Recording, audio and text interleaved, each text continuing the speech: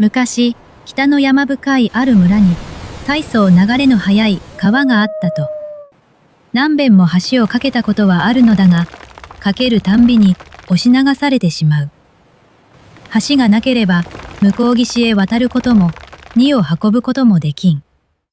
村の人らは、額を集めて相談したそうな。なじゃしたら、この川に橋を架けられるべ。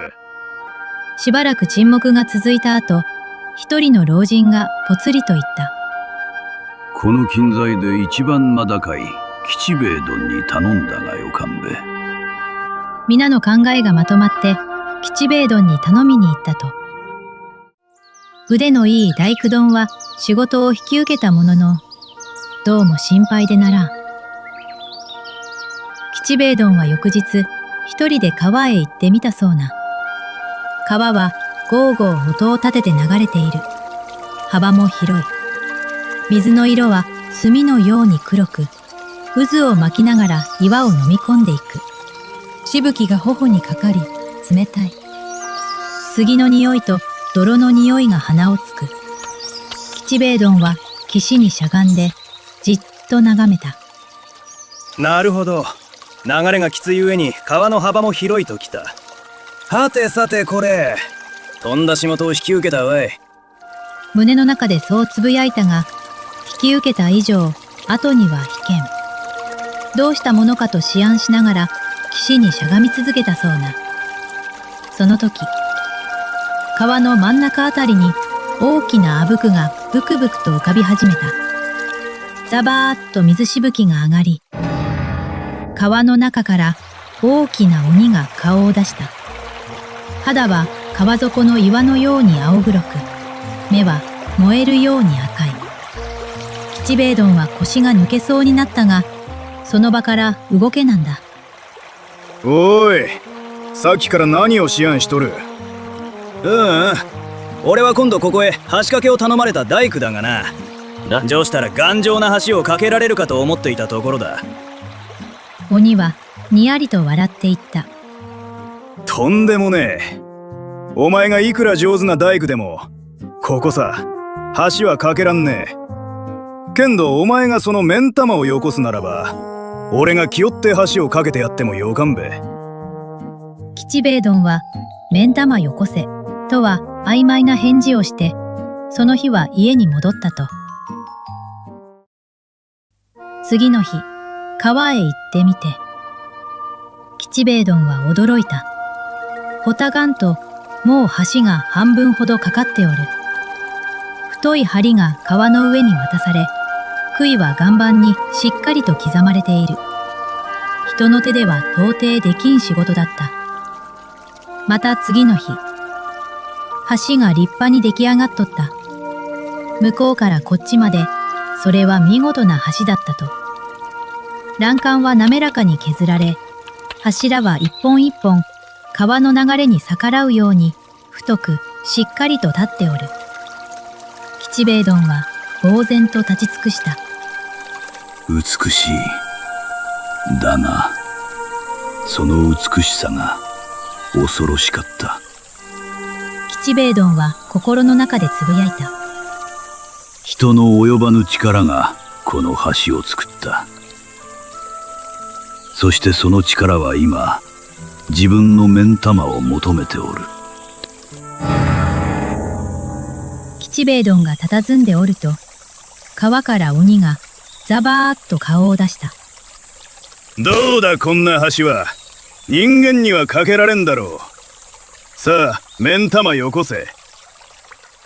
吉兵衛殿の佇んでおると、どうだこんな橋は人間には架けられんだろう。胸が凍りついた。目ん玉を取られては大工の仕事はできん。木の節も梁の歪みも何も見えなくなる。それは死ぬより辛いことだった。だが吉兵衛殿は震える声を抑えていった。ちょっと待ってくろ。今目ん玉をやるとこんな見事な橋の架け方を見ることもできん。俺も大工だ。せめてもう一日この橋を見ておきたい。鬼はしばらく吉兵衛どんを睨んだ。そしてぶっきらぼうに言った。ほうか。なら明日だぞ。鬼が川の中へ沈もうとしたとき、吉兵衛どんはふと思いついた。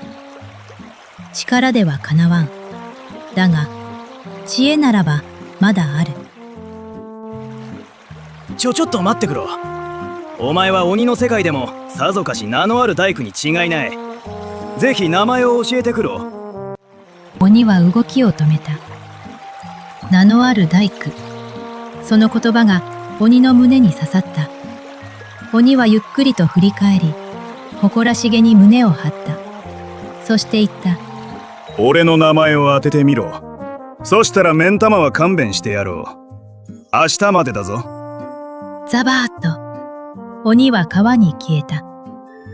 吉兵衛どんはつぶやいた。名前さえわかれば助かる。だが、名前などどうやってわかるわけがある。吉兵衛どんはあてもなく歩いたと。名前などどこを探せばわかる。空には星もなく、道は暗く、足だけが勝手に前へ進む。山の端から冷たい風が吹いてきて頬を刺した。頭の中は空っぽだった。その時、遠くから子供の歌う声が聞こえてきた。風に揺れながら細く、しかしはっきりと。早く鬼六は目ん玉持ってきばええな。吉兵衛どんは足を止めた。鬼の名前は鬼六。その三文字が胸の中に落ちてきた。ずっと暗かった道の先にぽつりと明かりがとったような、そんな気がしたと。震えが止まった。足に力が戻った。吉兵衛どんはゆっくりと顔を上げた。明日、必ず当ててみせる。さて次の日、吉兵衛どんが川の端のところへ行くと、すぐに鬼がザバーッと浮いて出た。昨日より一層大きく見えた。やーい。早く目ん玉よこせ。それとも俺の名前を当てられっか。鬼はそう言って、にかり、にかり笑ったと。よし、大工が目ん玉を取られては仕事になんねえ。お前の名前を当ててやる。吉兵衛どんはわざとゆっくりと口を開いた。いいか、お前の名前は京太郎だ。いや、違う。鬼はくっくっと笑った。そんならお前は鬼の恩吉。やめとけやめとけ。鬼はさらに大きく笑った。その笑い声が川面に響いた。吉兵衛どんは静かに息を整えた。吉兵衛どんは大きく息を吸い込んだ。肺の奥まで冷たい川の空気が入ってきた。目の前の鬼はまだニヤニヤと笑っておる。今だ。吉兵衛どんはうんと大きい声で。鬼六！鬼は固まったように動かなくなった。ニヤニヤ笑いがスーッと消えた。大きな体が小さく小さくポカッと消えて、それっきり姿を見せんようになったと。川はゴーゴーと流れ続けておる。橋は微動だにせずそこに立っておる。ただ鬼だけが消えた。吉兵衛どんはしばらくその場に立ったままでおったそうな。それからというもの、橋は流されることもなく、村の人らが行き来するようになったと。